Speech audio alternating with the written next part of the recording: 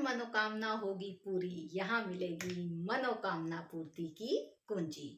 हर व्यक्ति चाहे वो कोई भी हो अपनी कुछ विशेष इच्छाएं, विशेष सपने रखता है जिन्हें कि वो जीवन में पूरा करना चाहता है। वो कुछ भी हो सकते हैं, चाहे वो धन से संबंधित हो, कैरियर में सफलता से संबंधित हो, या फिर रिश्तों में मधुरता से संबंधित हो, या आपके जीवन में व्यक्तिगत सुख शांति से संबंधित हो।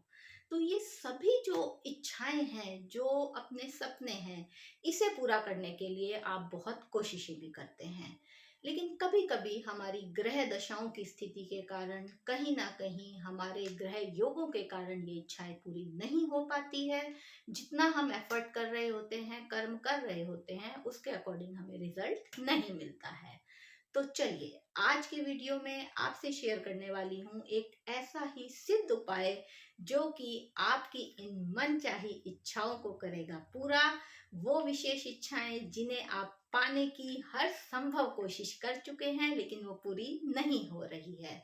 तो प्रभु की कृपा पाने का एक बहुत ही सिद्ध उपाय आज के वीडियो में आपसे करूंगी शेयर। बहुत पावरफुल है, बहुत ध्यान से सुन लीजिए कैसे आपको करना है।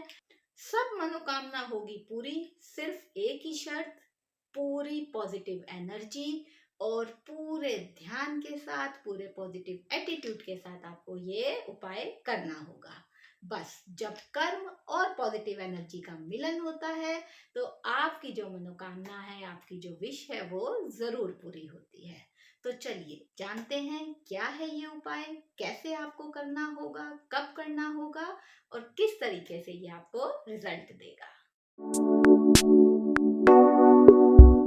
नमस्कार, स्वागत है आप सबका योगिता डिवाइन पावर्स पर। आज के वीडियो में आपसे शेयर करने वाली हूँ एक बहुत ही सिद्ध ज्योतिष उपाय जो कि आपको दिला सकता है आपकी अधूरी इच्छाओं की पूर्ति, मदद करेगा आपकी आपकी मनचाही, आपकी विशेष इच्छाओं को पाने में। सिर्फ एक ही बात जो बार बार कहती हूँ कि कर्म जरूर करें और एनर्जी जो हो वो पॉजिटिव हो। कभी भी किसी डाउट, किसी शक के दायरे में आकर के कोई नेगेटिव थॉट के साथ हम कोई कार्य शुरू करते हैं तो वो कभी भी सक्सेसफुल नहीं होता है, क्योंकि जो भगवान है, प्रभु है, ईश्वरीय शक्तियां हैं, उन्हें अपने आप को आपके आगे प्रूव करने की कोई जरूरत नहीं है।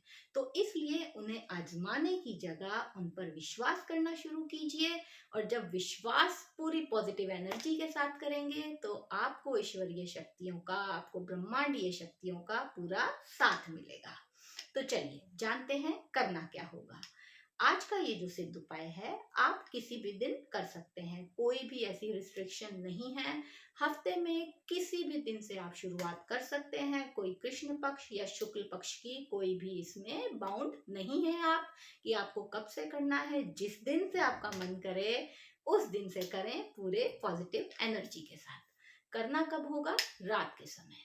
आपको क्या करना है, जब आप रात को सोने जाने लगे, सोने वाले हों, घर के सब काम कर चुके हों, उस समय आपको करना होगा स्नान, यानी कि शुद्ध निर्मल आपको रहना होगा, शुद्ध निर्मल वस्त्र पहनने होंगे नहा धो करके।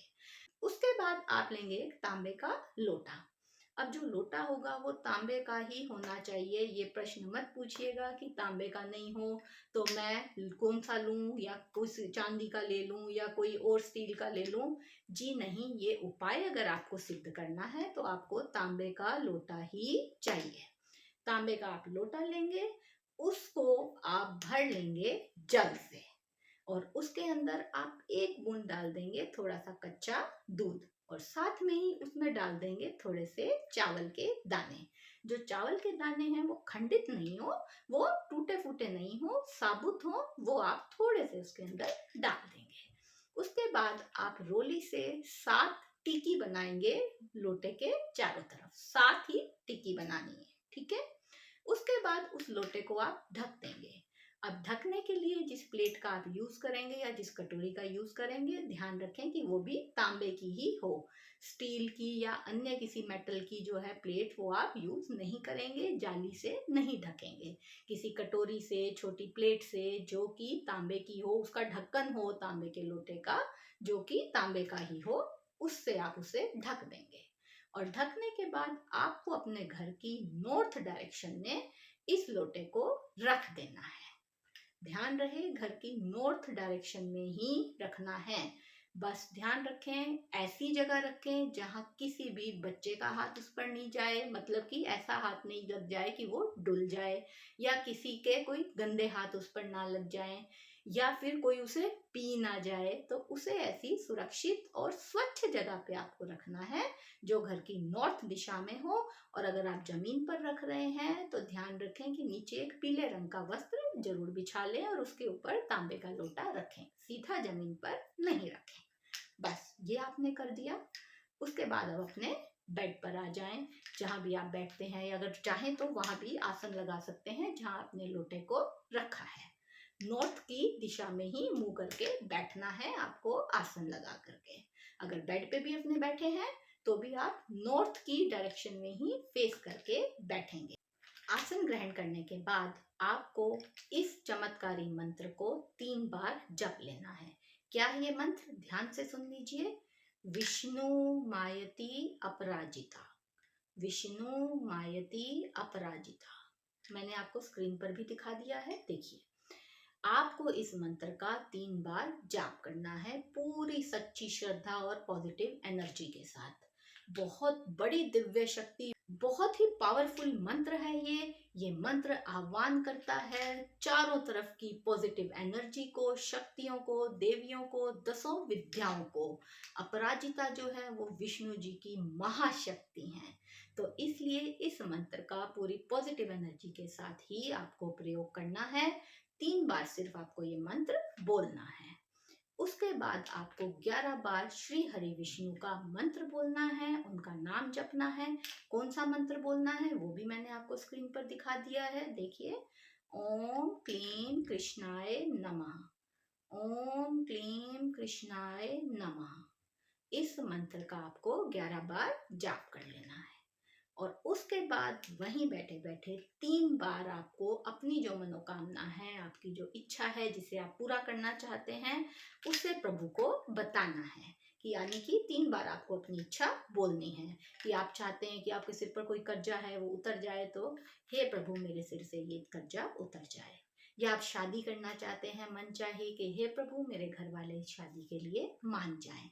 आप धन प्राप्ति चाहते हैं कि हे प्रभु मुझे इतने पैसों की सख्त आवश्यकता है, मुझे इतने पैसों की कहीं से भी आप व्यवस्था करके दीजिए। 3 बार आपको अपनी मनोकामना बोलनी है। बस ध्यान से सुन लीजिए फिर से क्या करना है। नॉर्थ डायरेक्शन की तरफ ही आपको मुंह करके बैठना है। चाहे तो जहां आपने लोटा रखा है वहां बैठ जाए, अदरवाइज आपने लोटा ऐसे रख दिया है नॉर्थ दिशा में ढक के, कोई दिक्कत नहीं है, अपने बेड पर आ जाएं। जो फेस है आपका वो नॉर्थ डायरेक्शन में ही होना चाहिए। वहां बैठ करके आपको सबसे पहले 3 बार अपराजिता मंत्र बोलना है। उसके बाद आपको 11 बार भगवान श्री हरि विष्णु का नाम लेना है। और उसके बाद 3 बार अपनी मनोकामना प्रभु को बतानी है। बस इतना आपको करना है और आराम से सो जाइए। सुबह जब आप उठेंगे स्नान ध्यान करने के बाद आप वो लोटा उठाएंगे और बाहर कहीं भी किसी भी पौधे में उस जल को डाल देंगे। बस ध्यान रखें कि वो कोई भी कांटे वाला पौधा नहीं हो। कांटेदार पौधा जो होता है तो वो थोड़ी सी नेगेटिव एनर्जी लेकर के साथ में रखता है, तो आपकी कहीं ना कहीं बाधाएं या कोई ना कोई रिस्ट्रिक्शन आ सकती है मनोकामना को पूरा होने में। तो ध्यान रखें किसी भी प्लांट में आप डाल सकते हैं, किसी पेड़ के नीचे, गमले में, कहीं भी डाल दीजिए, बस वो कांटेदार नहीं हो। लगातार 7 दिन तक आपको ये प्रयोग करना है।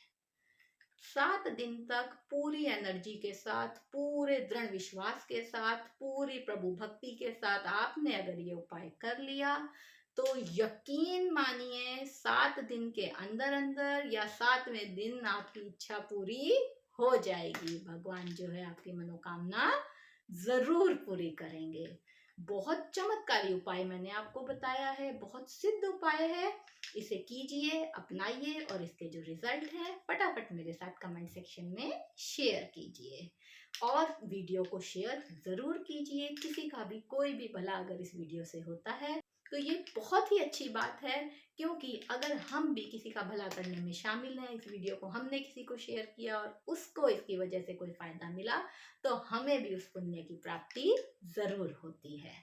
तो ध्यान रखें। कुछ भी मैं आपको कोई भी उपाय बताती हूँ कि आप ये पौधे में जल दीजिए या आप कहीं पे किसी भूखे को खाना खिलाइए, कुछ भी ऐसा मैं आपको बताती हूँ, तो वो आपकी पॉजिटिव एनर्जी को बढ़ाता है, आपके कर्मों की फल शक्ति को बढ़ाता है पॉजिटिवली।